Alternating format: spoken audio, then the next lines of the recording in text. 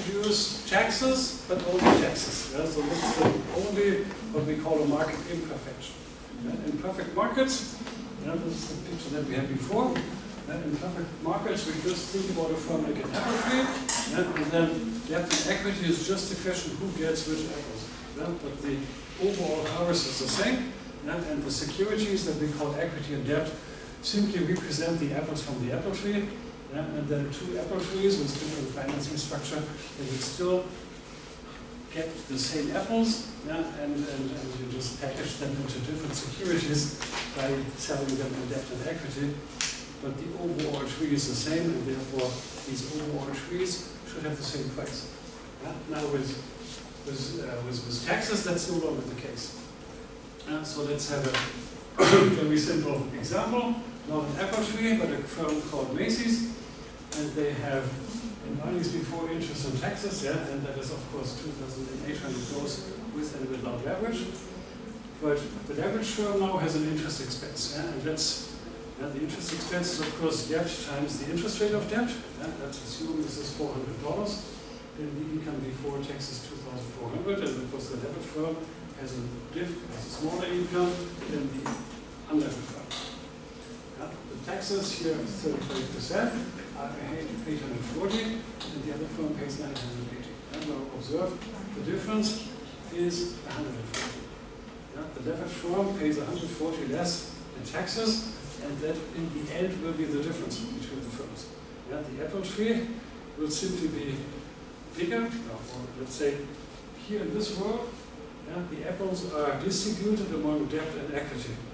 Yeah? But all the apples will be distributed to the capital market. Yeah, here we have basically three kind of institutions. Yeah, we have debt and equity, and we have the fiscal authority.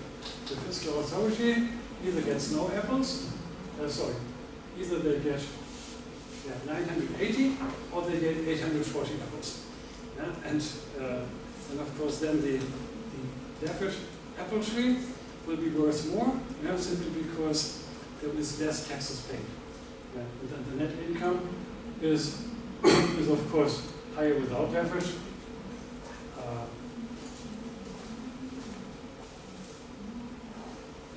Now, what we count in the capital market, yeah, if we think about what is tree 1 and what is tree 2, yeah, and we think about the cash flows that flow to the capital market. Yeah, and we value firms, yeah, we think about what is the free cash flow to the firm. Yeah, the free cash flow that can be distributed to either debt or equity. Yeah, so we look at the cash flows available to all investors. Yeah, and that is the interest paid, and that is the income available for equity owners that can be paid out. And you see the difference is 140. Yeah, the leveraged firm simply has 140 more income to distribute, simply because the fiscal authorities cut out a smaller piece when they tax. Yeah, and this 140 million is basically a benefit to investors at the cost of the fiscal authorities. Yeah? And the main reason is simply, if you think about when, I always ask myself, why is the tax system structured in such a way? Yeah? Apples that are handed over to debt owners are not taxed. Apples handed over to equity owners are taxed. Yeah? The tax system is simply unfair or unequal when it comes to the treatment of debt and equity. Yeah? Only debt is privileged, yeah, because you can reduce your payments to debt with the interest payment. Yeah? You can reduce your interest expenses, but you cannot deduct here your dividend payments. Yeah? You could of course say, yeah, and equity owners also receive a dividend expense. Yeah? If you could deduct this here also, yeah, then basically debt and equity would be treated equally, but this is not the case. Only debt payments are deductible, and therefore there is a preferential treatment for financing this debt. Yeah, and what is this interest tax field? Yeah, it's of course 35% times the interest payment. Yeah, interest payments over 400. 35% of this is 100. Is this 140? Yeah, so go back to this.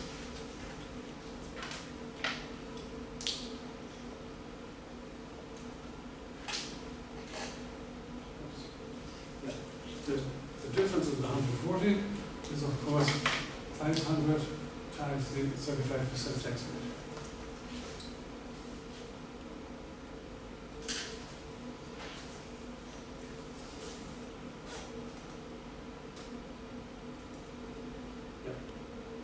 Tax rate times interest rate paid gives you 140 million in tax savings.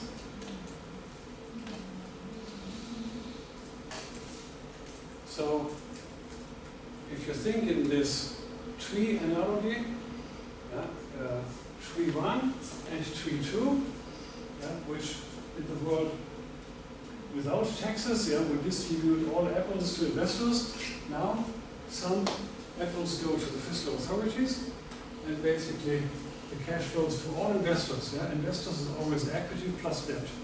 The amount of apples that can be paid out to investors when you have leverage is what you pay out without leverage, plus some extra apples that you save in taxes by using leverage.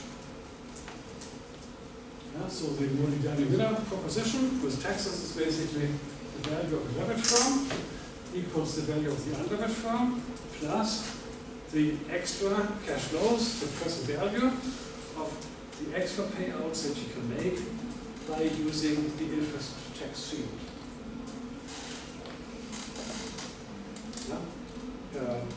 In the example so far, we only looked at 1 year of Macy's, and we said every year they save 400.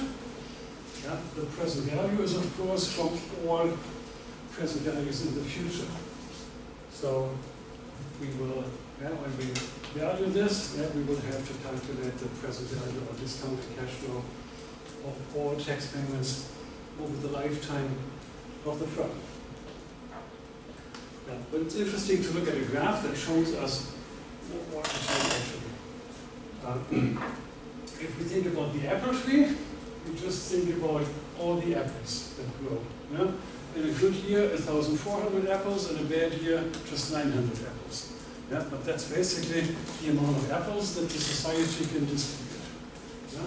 In an unlevered world, many apples go to the tax authorities. They basically say 35% are my apples. And the rest goes to the capital market investors, which here are only equity holders. And if we migrate to a leverage firm, then basically the tax authorities allow us to deduct something, as the interest tax shield is basically the reduction in the amount of taxes that we pay, 400 times 35% in the example. We still pay taxes, but less than the unlevered firm. We had, and then we have, of course, the apples that go to bondholders. We have the apples that go to equity holders, and the small amount of apples, basically, that go to the fiscal authorities, to the government, in forms of taxes. And this is, of course, the interest tax shield. And if we think, here we think in cash flows. So basically, we think every year, this is an extra cash flow. If we think about the value of the firm, then we think about the present value of these cash flows in the future.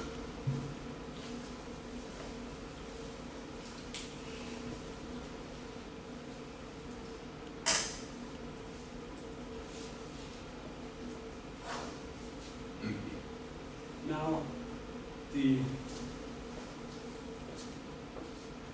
you think about the present value of the interest tax shield, then, of course, you think about many years to come, until the infinite future, and you think, of course, what is the discount rate that I apply?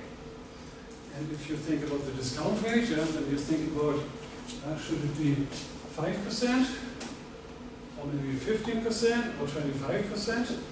And actually we don't know. But we know that in a risky world, the future interest rate payments is uncertain, because in the future we could have changes of the tax rate, of the amount of debt, of the interest rate of debt, and also the risk of the firm. There could be a bad year when there are losses. So many unknowns affect this. And then of course we would say this is a risky kind of thing. This 5% is only for government bonds. And we simply don't know what kind of risk premium could you appropriate. Valuation of financial claims is always the question, what is the appropriate discount rate? And if we have risky cash flow streams, we must apply appropriate discount rates. Here we do only a very special example where everything is constant. And this constant, of course, takes the risk out. If the interest payment become secure payments like a government bond, then we can safely assume that the 5%, the safe rate of interest, is the appropriate interest rate. So this is not only a simplifying assumption, it is also an assumption where we clearly know what the appropriate discount rate is. So if every year, well, this is the 400, debt times the interest rate on debt is the $400 that we pay in interest. This times the tax rate would be the tax shield every year. And if this is a perpetuity, just remember, for the growth formula, the value of the firm is cash flow 1 year later minus R minus G. If G is 0, then basically it is cash flow of the next year divided by R. And R is the safe rate of interest. If we think about a non-risky situation, where we have every year exactly the same thing. So we discount with the safe rate of interest.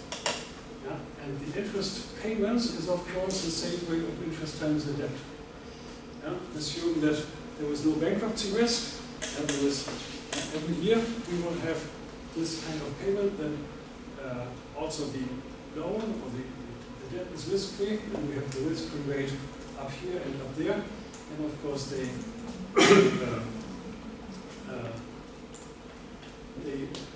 can be left out, and then the result is a very simple formula. Corporate tax rate times the amount of debt. So this is another formula that the investment bankers like, because it's so simple. you have a firm, and you want to value all into the infinite future, all the tax benefits of debt. You don't know what interest rates you have to apply, and you know that it's an ECF formula with many terms into the future. But you know that this is a nice shortcut formula. If you set a G to 0, it's even easier. And you know that in this formula, then the RF goes away, so something really simple happens. And you would simply say, debt volume, the dollar amount of debt. I issued a bond worth 400 million times 35%, so roughly 35 million precisely is 35% of 100 million. 35 million is then the present value that the unlevered firm is worth less than the levered firm. The extra value of the firm that is generated by leverage. So when you do the Continental calculation, you calculate Continental with a 50-50 leverage and with the all-leverage firm, and you apply this WACC formula, and you simply think about, what approximately is the difference in the value. If the taxes are constant over time, then you can do this kind of shortcut. Just look how big this is, and then and then you don't need this large and complicated DCF calculation to do this. We can then basically translate this into our average cost of, or weighted average cost of capital calculation, and everything stays the same, except that this comes into place. Debt, being tax privileged, has an after-tax cost that is determined by this bracket afterwards. And if you look at this, this dotted line here is horizontal, and this is the unleveraged firm. And if you introduce debt, then the more leverage you use, the smaller becomes the weighted cost of capital, simply because this here brings our WACC down if we increase the debt. And this is basically what you saw or would have seen in the Continental when you just change the capital structure. When you have the cash flows of Continental and you just discount them with the WACC formula and you use this formula in your calculation, then you will just see that the yellow line goes down, and therefore the same cash flows discounted at a lower discount rate, of course, produces a higher value of the firm. So this increase in the leverage ratio will effectively turn the value of the firm up, simply because the same cash flows are discounted with a smaller rate. And you can rewrite the whole thing by basically separating the tax effect from the non-tax effect. So this is the pre-tax WACC, or the WACC of the unleveraged firm when you have no taxes. And if you add this term here, then basically you get to this formula.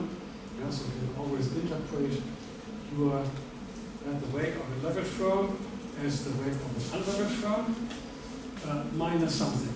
And minus something really brings you down. And the amount of reduction of the cost of capital, of course, depends on the leverage ratio and on the interest rate of debt, and of course also the tax rate.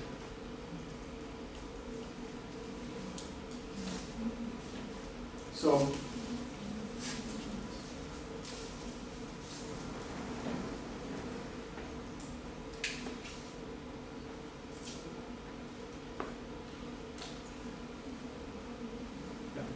what is the optimal capital structure in this example? If this is a complete description of the world, if we value a firm simply by, if the value of the firm is free cash flow 1 plus free cash flow 2 plus and so forth, divided by 1 plus WACC and so forth. If this here is fixed, it does not change. You calculate the free cash flow basically based on some assumption, whatever it is. This is your input. If this here goes down with more leverage, then of course you would say, let's bring this down as much as possible. Let's have 100% debt capital. The more debt, the more benefit you have. So the Modigliani-Miller basically wrote two very important articles, one in 58 and one in 63. They needed basically 5 years to write the second article. In the first article, they basically said nothing matters. It's completely irrelevant. You can exchange debt for equity. You always think this is good or bad, but actually the apple tree does not change. The amount of apples do not change, and therefore it's irrelevant in a world without taxes and just perfect capital markets. And then 5 years later, in 1963, basically in the year when I was born, they wrote a second article and said, what is the optimal capital structure with taxes? And the result was very easy. The more debt you use, the better it is. Because the fiscal authorities receive less apples, there are more apples left over to the shareholders and to the debt holders, to the capital market investors. And therefore, the optimal financing structure is exploiting the tax benefit of debt as much as you can do. And then, of course, every recapitalization, meaning to exchange equity by debt, should be something that creates money. So the example here, there is company that has 20 million shares, worth 15, and the marginal tax rate is 21%.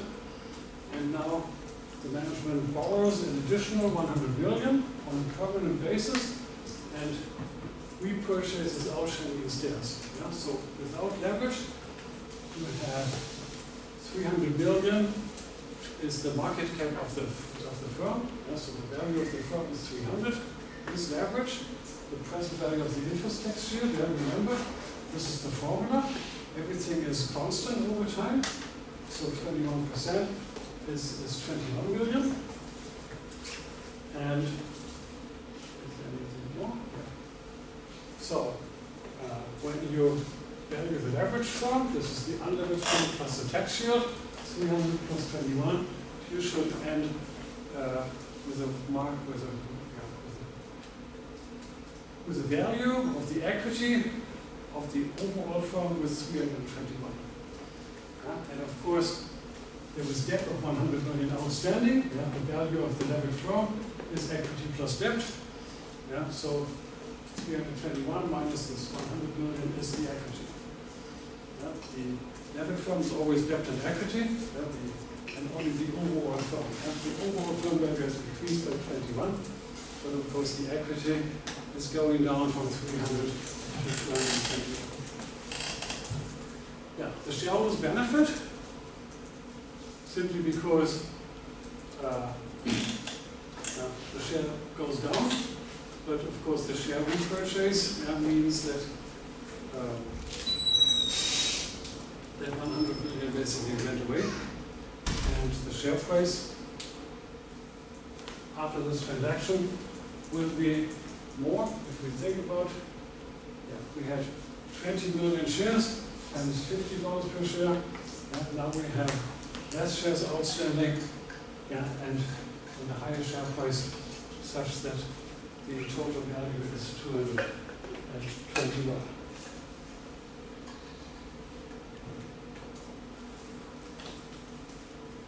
So in this example, 100 million is spent.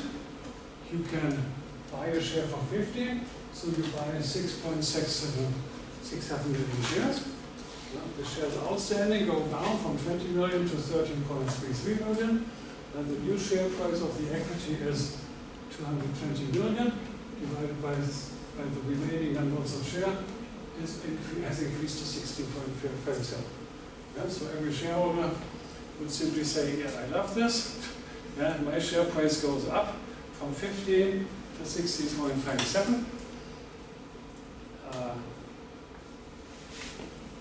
And those shareholders that enjoy the share price increase receive this as an extra value. If you multiply this by the amount of shares that benefit, then you get exactly, of course, the 21 million.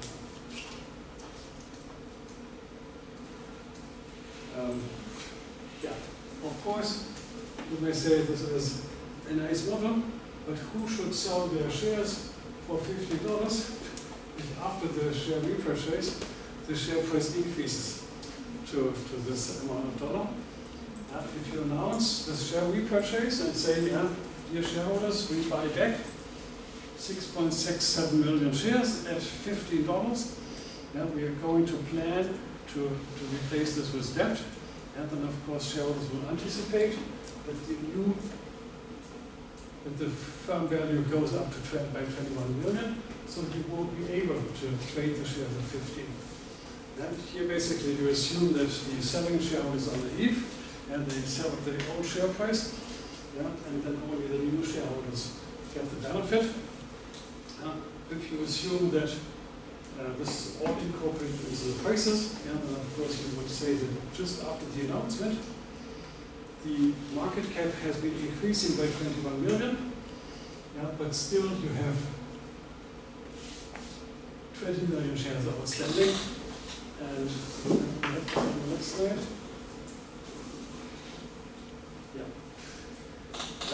After the announcement, the firm value will directly jump up to 321. There will still, before the repurchase, 200 million shares outstanding, and the share price goes to 16.05. And then, of course, we have the tender, those who tender receive 16.05. Those who does not tender, who stick to their share, will also receive a share price of 16.05. Yeah, so the selling shareholders, yeah, got this benefit, and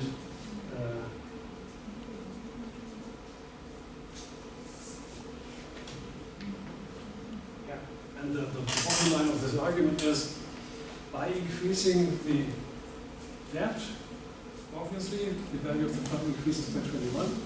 Yeah, the only question is who benefits from this. Yeah, in the first example, it was only the remaining shareholders. Yeah, the other shareholders were stupid enough to sell at 15. Here in this example, everybody gets the same benefit. All the shareholders receive the same benefit, and then we still have a smaller share price increase.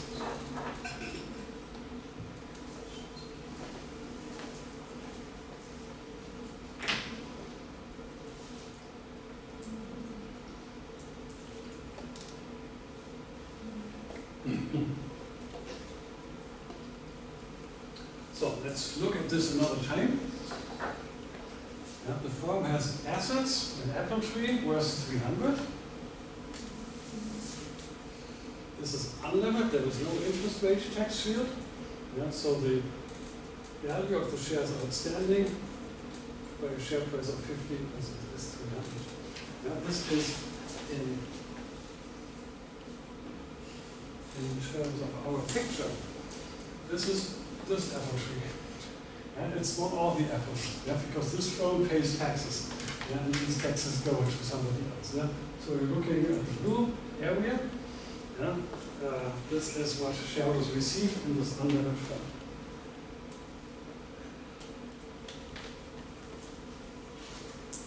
Okay, there is no interest tax shield, and there is 300 is the value of the assets. Yeah? And then we have this recap announcement, where we basically say nothing. Then we will realize an interest tax shield of 21 million by recapitalizing. The stock price immediately jumps up to 16.05. The value of the firm is 321. Of course, based on the firm announcement that this will actually be done. An announcement that will not be executed, of course, is not a credible announcement. This is a credible announcement. Then you issue the debt.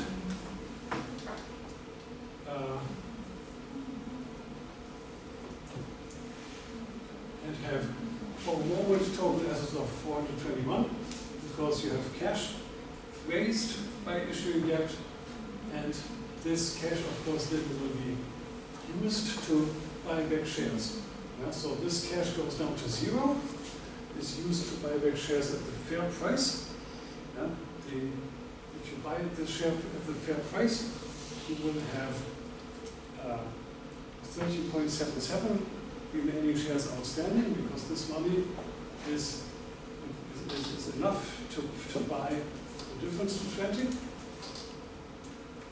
And then basically the share price will be unaffected. So there are basically two steps. One is the announcement. Dividends, well, in the future, more apples to investors, share price goes up. The second is the share repurchase, which is then done under the official market assumption, a fair trade. If you exchange cash at the fair market price for shares, then the cash goes away, the share price, the amount of shares outstanding goes down, but the share price does not change at all. The remaining assets of the remaining equity in 2021 divided by the new amount of shares stays constant. Very much like the example that we had before.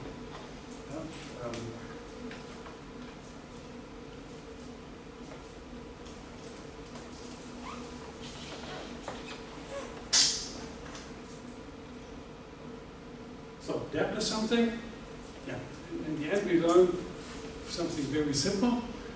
Debt is increasing the number of apples to be paid out to capital market investors. If you just announce that you will credibly and definitely increase the number of efforts to be paid out, then of course this is good news to the share. The share price goes up, and the value of the firm goes up, and the amount of this increase can be valued with a simple formula, at least for one special case. The present value of the interest rate tax shield is, if this is permanent debt, every year the same amount, then you can simply calculate the value of this.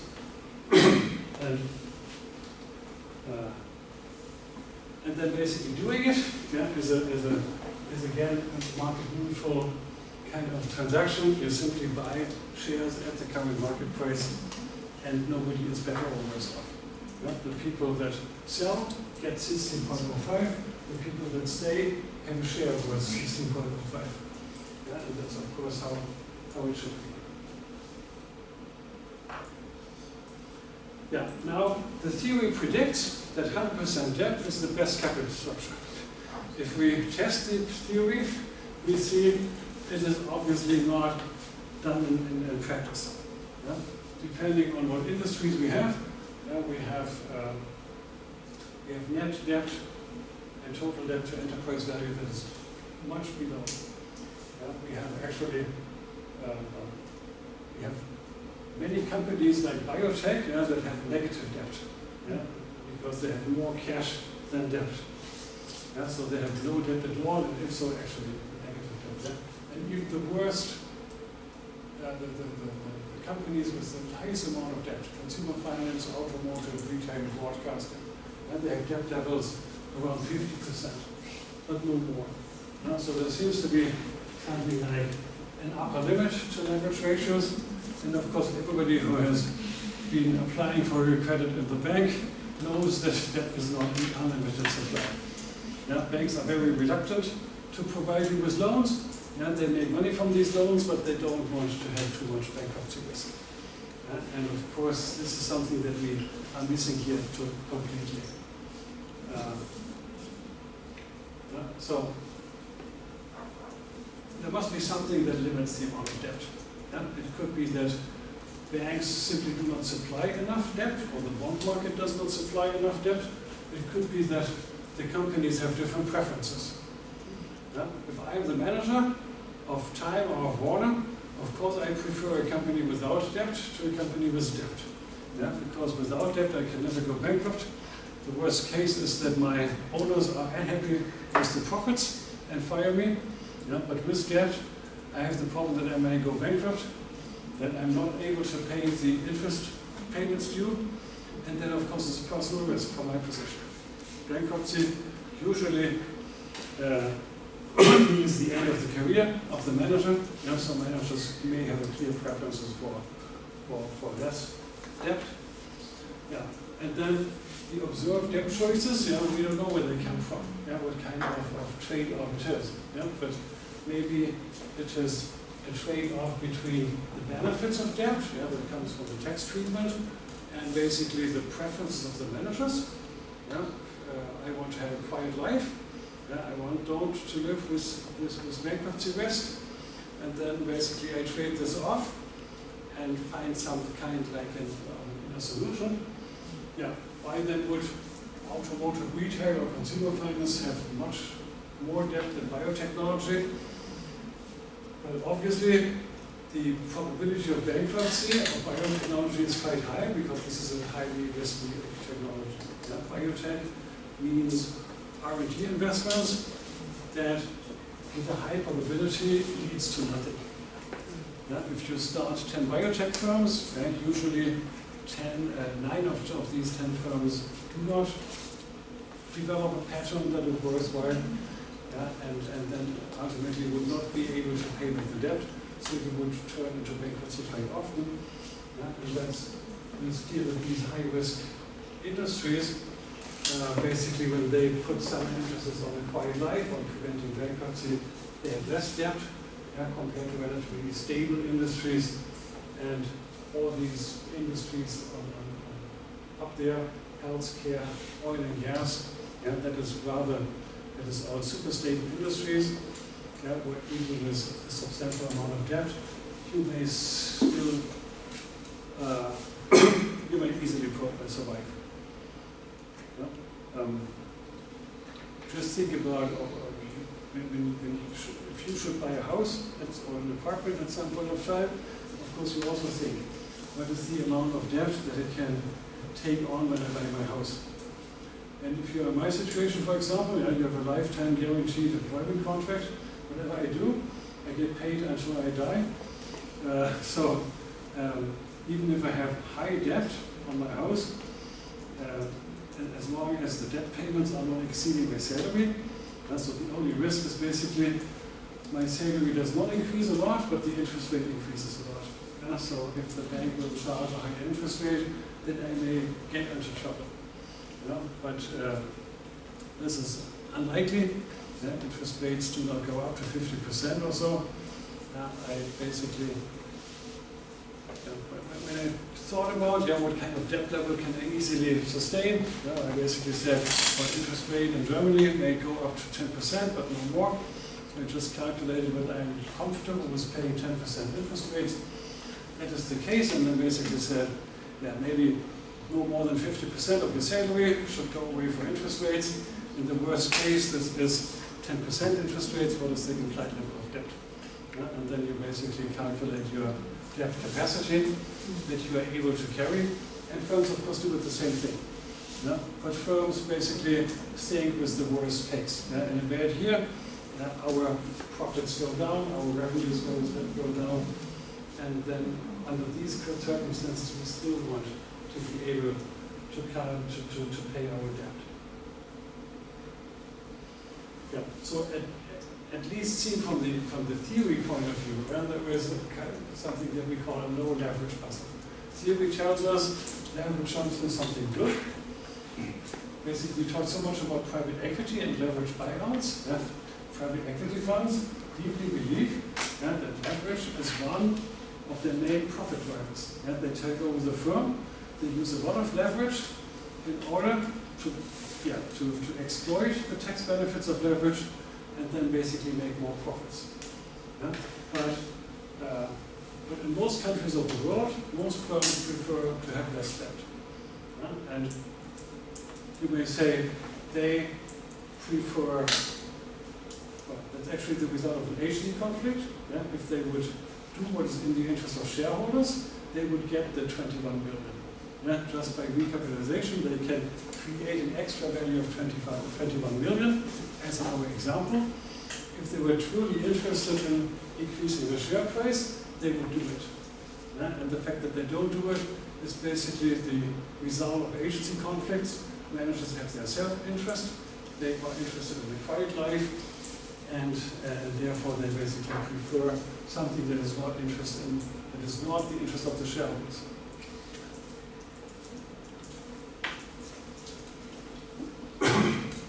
Now, if the theory is correct, then we would conjecture that a country where the tax rate is very high, let's look, for example, at Germany or at Canada, and in these countries, you should see more debt, because there is a bigger tax benefit. But actually, the debt is lower. So the empirical, also here the debt is rather low. So the economic evidence is even more positive. If we believe that self-interest of managers play a role, and that they trade off some personal interest against the shareholders' interest, but then nonetheless we should see more debt in Germany. And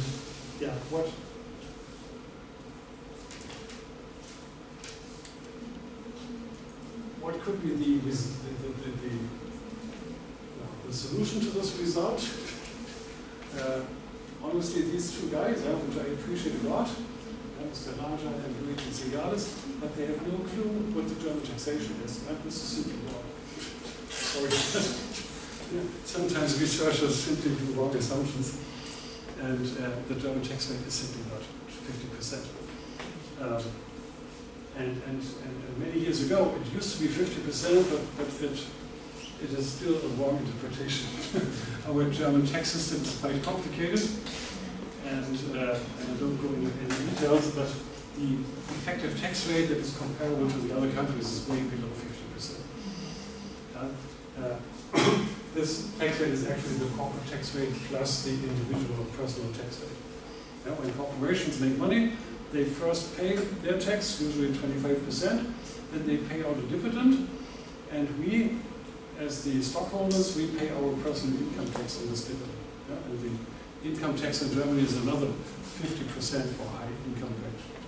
So you could say in Germany that we have 25% plus 50%. But this is 21. But I think the overall conclusion from people that basically study these differences is that it is not the tax benefit that really makes the difference. What else could play a difference? Just think about loan supply. When you go to a bank and say, I want to buy a house and I need a huge amount of debt for this, the bank will simply say, I'm a state-owned enterprise, and I care about the industry and not about private people like you. I simply don't serve private individuals that want to buy a house. There is no loan supply for the private investor sector, simply because the government decided that the banks should supply industrial corporations. There is not enough savings for all. The savings should go to the industrial enterprises. Many countries basically have government-owned banks, or the banking market is dominated by government-owned banks, like we have in Vietnam, but also in China, even in Germany. A lot of our banks are basically publicly owned banks. And they quite often basically say, we restrict the supply of the debt, because it is our objective basically to support the industry and not to help the shareholders achieve a benefit. If you think about what this tax benefit is, if a government-owned bank helps the people to save taxes, then the government basically helps the people to pay less taxes to the government, and that of course does not make a lot of sense. If the government owns banks, it should basically have another policy. So the supply. The supply of loans is quite often different from country to country. What is also different is the bankruptcy law. In the United States, when you're bankrupt, you say, it doesn't matter. I start a new company. And so you don't have any penalties from being bankrupt. So Americans have absolutely no problem of doing many bankruptcies in a row. It does not kill their reputation. They are not put into prison. They always get a new chance. And clearly, in an environment like this, people have less reluctance to take on debt. In good old Germany from 20 years ago, when you were bankrupt for the rest of your life, unless you paid back all your debt. So if you started in a company, that company went into bankruptcy, you have 100 million of debt unserved, then you as an owner must pay all this 100 million before you can start a new company. Basically, a bankruptcy meant the end of being a company owner for the rest of your life. And then of course you are much more cautious if you want to prevent bankruptcy. But it's no longer the case. Also in Germany, if you are bankrupt, you have to wait for at most 7 years.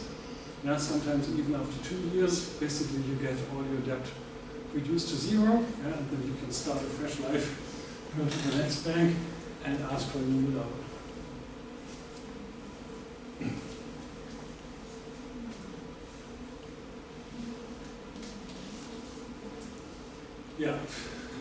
Professors find it very hard to accept the fact that firms act suboptimally when they see that they actually believe firms should maximize shareholder value, and they should try and go for the 21 million. If they don't, there must be another reason.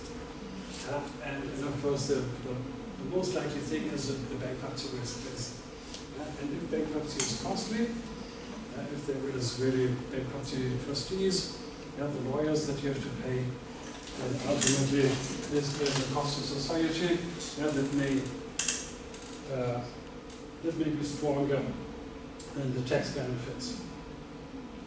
Yeah, that's why we're still for 15 minutes, yeah, so let's go into the next chapter. When there is bankruptcy and default possibility, and when this default really has economic costs. Yeah, and I will explain in a minute what this is. Basically society. Yeah, very much like you give it a tree, and all the apples go to investors. Yeah? But here with taxes, yeah, here more apples go to the fiscal authorities than here. Yeah? We think about the apples that go to investors. Yeah? With bankruptcy, we also have to think, yeah, what apples are left over to the investors, and what apples go to the lawyers and to the bankruptcy trustees. Yeah? If there was less apples for investors because of bankruptcy, then of course you should try to make the probability small. Yeah, so default happens, yeah, and under most insolvency laws when you are late in your payments, yeah, more than 90 days. If you don't repay your loan, yeah, you have a loan of 100, you must repay it. You don't make this payment. But also if you violate a covenant. Yeah? If your debt contract says you must not do whatever, and you do it, and you violate the contract, and basically the contract, but you're not yet bankrupt. The contract then says you must repay your debt immediately. Yeah? And that's of course something that corporations usually cannot do. Yeah? So the default can happen way before you are bankrupt in the traditional sense. By the way, when I think about bankruptcy, I usually think about the market value,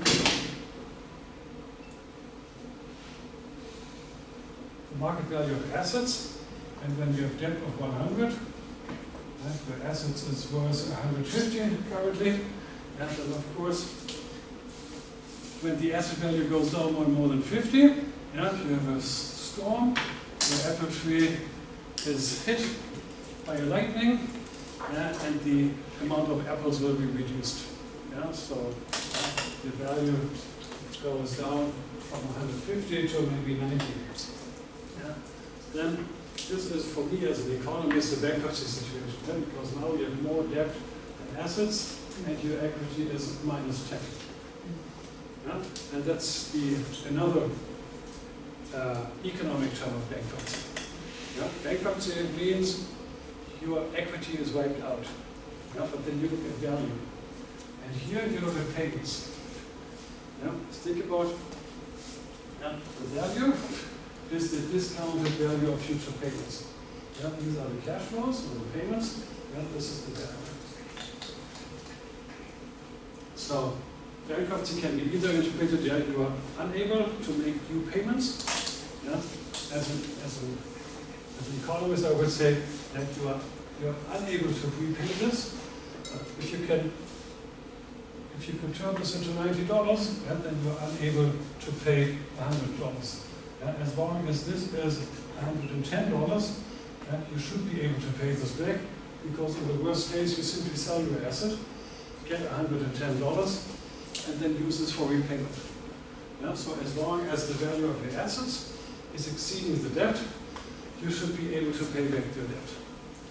Yeah? And otherwise, you fail to make the payments.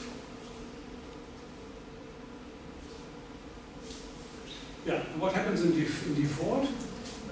In most countries, basically a bankrupt firm is like this. Basically says, here you have loans, and you can basically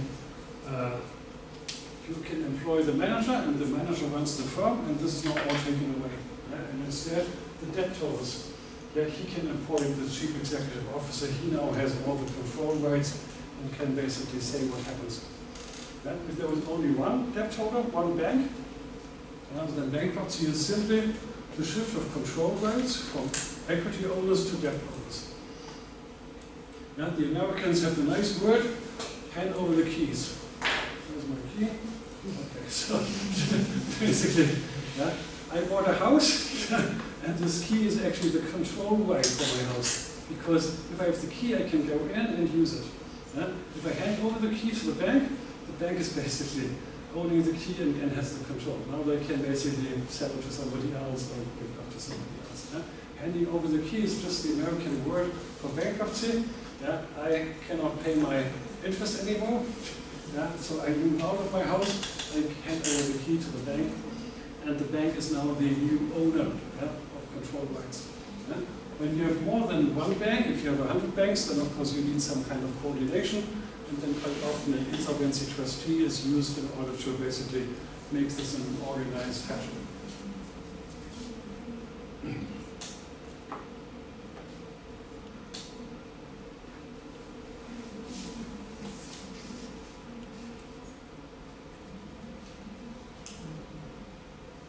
So, I think this first one is the most important. Yeah? When you are in bankruptcy, and the debt owners basically take over the firm.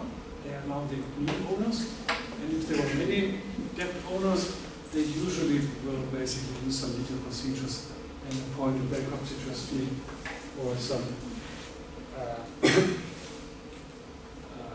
some lawyers to do this. Yeah, there were largest bankruptcies as of July 2023. That's the biggest bankruptcies in the world are all banks. Lehman Brothers, Washington Mutual, Silicon Valley Bank, Signature Bank, these are all banks. Yeah? Banks simply are huge in terms of debt and assets and how many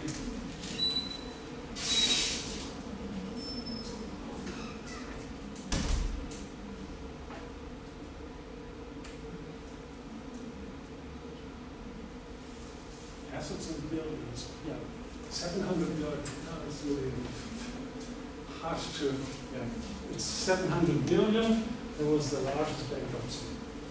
How much is this? Well, do you know the GDP of Vietnam? It's probably low. GDP of Germany is 4,000 billion. I think a quarter of this is our government spending per year. Yeah, so our German government spends 1,000 billion per year. I don't know the Vietnamese size here, but this is basically 1 year of government spending or a quarter of the gross national product of Germany. So we are really talking about huge numbers. Bankers are some,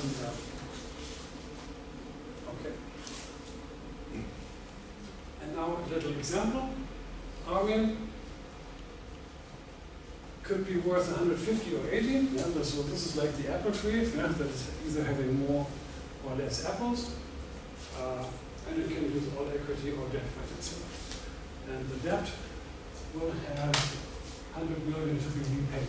Yeah, so there is so much debt that it will be risky by definition. Yeah, so we assume that it will be default. Yeah. Without leverage, basically, equity owners get the whole, everything that the firm produces. With leverage, you must have a real high debt repayment. And then if everything is successful, there is 50 million left to equity owners.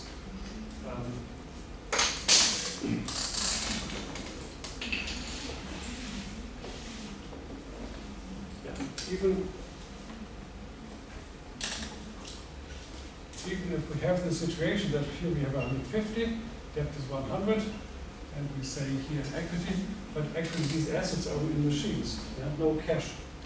Yeah? And there is no 100 million in cash available at the end of the year, but it will nonetheless not default simply because it has access to the capital market and basically says, I need to replace this old debt with new debt. Yeah? I have to repay 100 million. So they simply go to the capital market and say, look, here's our right machines. Yeah, we want to sell new bonds, and that should be possible. Yeah? As long as you have strong assets, yeah, you can always pay 100 million, even if you have no cash, just by selling new bonds. Yeah? By the way, when in the European debt crisis, yeah, we always thought about what can turn a country bankrupt. Yeah? Greece was an example of a country that went bankrupt in 2014. the truth is every country, even Germany, would immediately go bankrupt if it can't sell bonds anymore. Yeah? Because the German government issues many, many bonds every year, and then it may be that they have to repay these bonds. And of course, every country simply repays bonds by issuing new bonds. Yeah? In a currency crisis, the investors panic suddenly and basically say, no, we don't buy bonds from Germany or from Greece or from Italy anymore. Yeah? And if that would happen, basically you would have, you can't issue new bonds, you have to sell your assets. Yeah? But what assets does the German government have? Yeah? The German government has tax revenues. Yeah? We Germans pay taxes every year, that can be used to make payments, but that's not enough to pay down the debt. Yeah? The government is not an asset owner, it has only some few government-owned enterprises that it could sell. So basically even Germany, the most conservatively financed country, could immediately go bankrupt if investors stopped buying German government bonds, simply because there were no assets to sell. All we do is basically say, look, dear investor, we have free cash flows in the future because Germans pay taxes and they will continue to pay taxes in the next years. And these taxes are enough to pay our interest rate. But the taxes are not enough to basically pay down, pay back immediately the huge amount of government debt, which is currently 60% of GDP. So this is 2,400 billion euros, and it's a huge amount of money, and it would take at least 5 years, basically, if we use all tax revenues just for paying back the government bonds. So we stop paying people like me. We stop paying salaries. We stop paying anything else. It would still need 5 years until the tax revenue is enough to pay back the government bonds.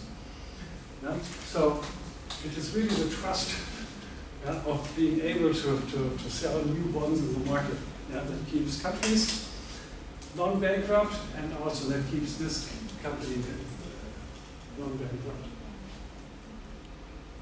So as long as the value of the firm's assets exceeds the liabilities, Armin should be able to repay the loan simply by replacing the old maturing loan with a new loan. And that is not the problem. But what is the problem?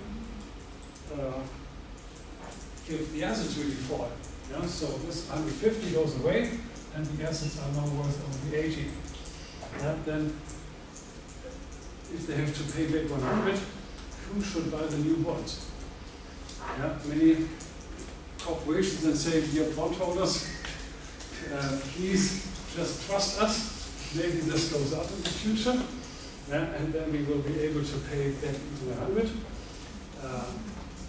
But most likely the firm will go and will end in bankruptcy. Nobody will replace the maturing loan, so the company is unable to pay back the loans, and the loss of 20 million is simply not preventable.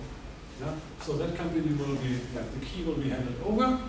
The debt holder will sell the assets for 80 because they have no interest in running machines, and they will realize a loss of 20. That is the simple story of bankruptcy. And but still, success and failure with equity and debt, without leverage, you pay 150 or 80 to the firm. With leverage, you pay 100. Or again, equity, 80, the 80 that ends in bankruptcy, or the equity, they get 50, and of course they get 0 here, but the total cash flows are still the same. So in this example, where we don't have a bankruptcy trustee, where we have basically a perfect market, bankruptcy still doesn't matter anything. The tree 1 and the tree 2 both have the same amount of apples. It's just that different people get the apples. So this is not yet capable of basically creating a disadvantage of debt. This is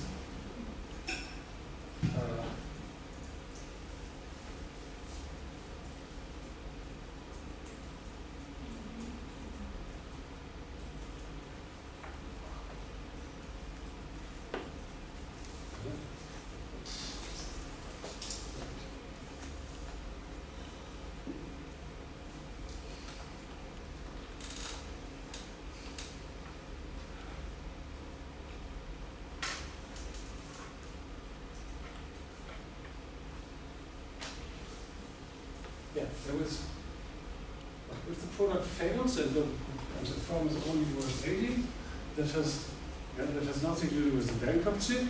It would happen the same way if there would be no debt. Yeah? So the decline is the same with or without leverage.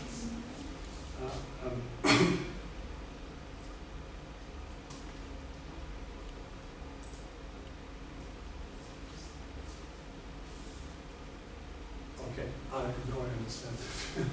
Yeah, army will experience economic distress, and with economic distress they simply mean from 150 to 80. That is something that makes people unhappy. Yeah, but this is of course like the apple tree. Sometimes there's more or less apples. There is no distress due to leverage. Yeah, everything comes from the machine that is producing less apples.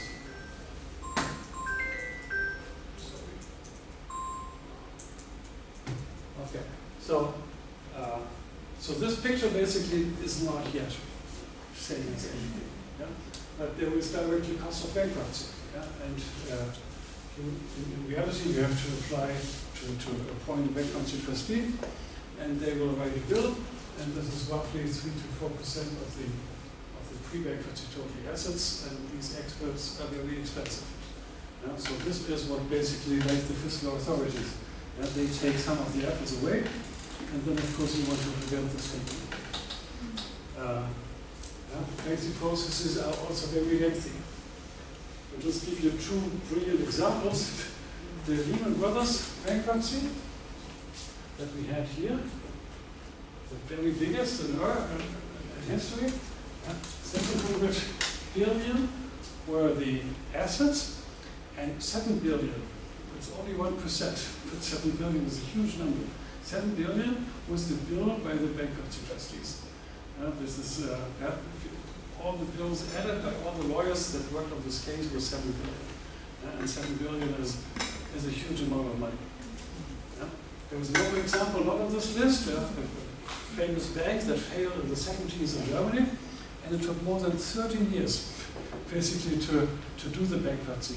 After 30 years, the last asset, of course the bank has lots of assets, and you can't sell many of these assets. And if these assets have a maturity of 30 years, you may have to wait for 30 years until you get the money back. So 30 years after bankruptcy, the last debtor got back the money. And and therefore this waiting time, the cost of advice is really something that is an extra deadweight cost, an extra cost that people have to buy. And another case where we had a very expensive bankruptcy trustees. And also we have not only direct costs, we have also indirect costs. And please allow me to have a few minutes on top. If the value of the firm is slowly going down from 150 to 80, and then of course you read in the press that company is in a difficult situation. And then customers will say, I don't buy from this company anymore. Suppose this company is producing cars, and you expect that the car manufacturer goes bankrupt. You have a guarantee that is worth nothing. You need some spare parts. When the car is broken, they are no longer produced. You would only buy a car when you are quite sure that your car supply will survive. So years before bankruptcy, when there was any sign of increased bankruptcy risk, the customers of this car manufacturer will refrain from buying cars. VinFast is a good example. It made losses, and the owner basically had to inject millions of money just to convince ordinary people that VinFast will stay and will remain solvent, because otherwise we wouldn't buy a VinFast car. And then of course these costs, in terms of less revenue, start way before. And they may be much bigger than the direct bankruptcy cost. There were estimates that these are much higher, 10% to 20% of firm value. And then it's a really relevant kind of thing. And then it's not the same for all firms. Car manufacturers have much higher costs. That's simply because if you buy a car, you rely on spare parts. You rely on the guarantee of the manufacturer. If I buy a bottle of water, I don't care whether the supplier is still solvent next year. And their indirect bankruptcy costs are, of course, much lower. And so these are the costs that we have to take into account when we think about what is the offsetting to the tax savings. These basically apples that fall from the tree and do not go to investors anymore. Okay, so let's leave it at that point.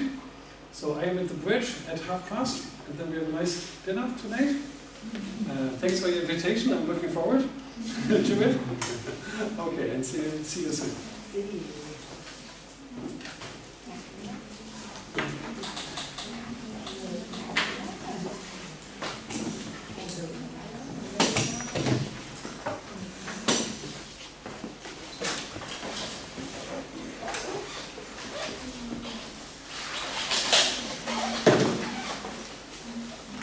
Ủa anh, cái này mình tắt chỗ nào vậy?